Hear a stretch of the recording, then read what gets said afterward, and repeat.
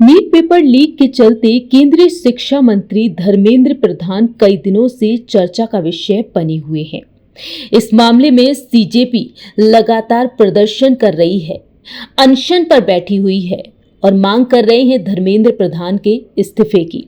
और ऐसे में मोदी सरकार इस बीच कई अहम फैसले लेती हुई भी देखी जा रही है।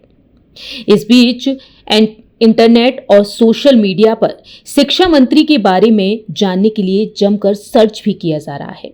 वहीं शिक्षा मंत्री से जुड़ी तमाम वीडियोस और तस्वीरें भी सोशल मीडिया पर तेजी से वायरल हो रही हैं। सीजेपी जिस तरह से प्रोटेस्ट कर रही है, उस प्रोटेस्ट में जितने भी लोग छात्र छात्राएं शामिल हो रहे हैं, वह शिक्षा मंत्री के इस्तीफे की मांग कर रहे हैं। और इस बीच उन्हें लेकर कई जानकारियां भी सामने आ रही हैं। छात्रों के गुस्से और सोनम वांगचुक की भूख हड़ताल से भड़के लोग इस आंदोलन में लगातार सवाल पूछ रहे हैं कि आखिरकार धर्मेंद्र प्रधान के पास कितना पैसा है। लोग जानना चाहते हैं कितनी उनकी संपत्ति है। तो आपको जानकारी दे दे, चुनावी हलफनामे के आधार पर उनकी कुल संपत्ति सामने आई। 2024 के लोकसभा चुनाव में जो पेश हुआ हलफनामा, उसके मुताबिक वित्त वर्ष 2022 से 2023 में धर्मेंद्र प्रधान की सालाना कमाई 12,75,000 रुपए बताई गई।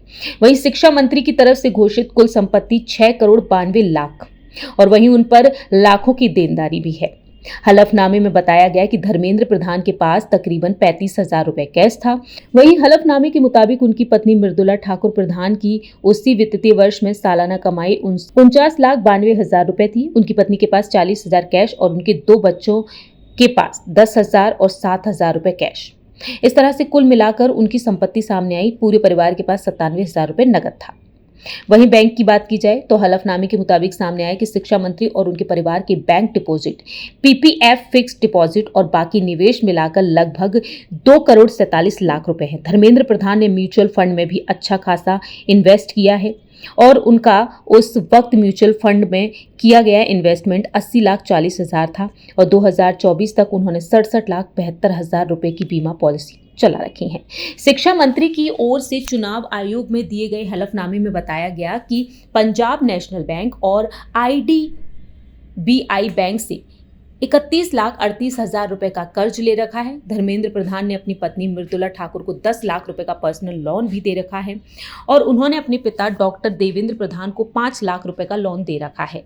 उन्होंने अपनी साली माधुरी ठाकुर को 5 लाख रुपए लोन और अपनी एक और रिश्तेदार डॉक्टर मंजूरी ठाकुर को 2 लाख रुपए का कर्ज दिया और इस प्रकार उनके द्वारा बांटा गया कुल लोन 22 लाख रुपए है और इनकी कुल देनदारी 53.38 लाख रुपए हो जाती है। इसके मुताबिक ये भी सामने आया है कि ओडिशा में धर्मेंद्र प्रधान की 12 लाख रुपए की कृषि भूमि और 20,50,000 रुपए की गैर कृषि भूमि घोषित है। वहीं धर्मेंद्र प्रधान और उनकी पत्नी के पास 1.98 करोड़ रुपए की आवासीय संपत्ति है, जिनमें गाजियाबाद और इंदिरापुर में एक अपार्टमेंट और भुवनेश्वर में एक और आवासीय संपत्ति है।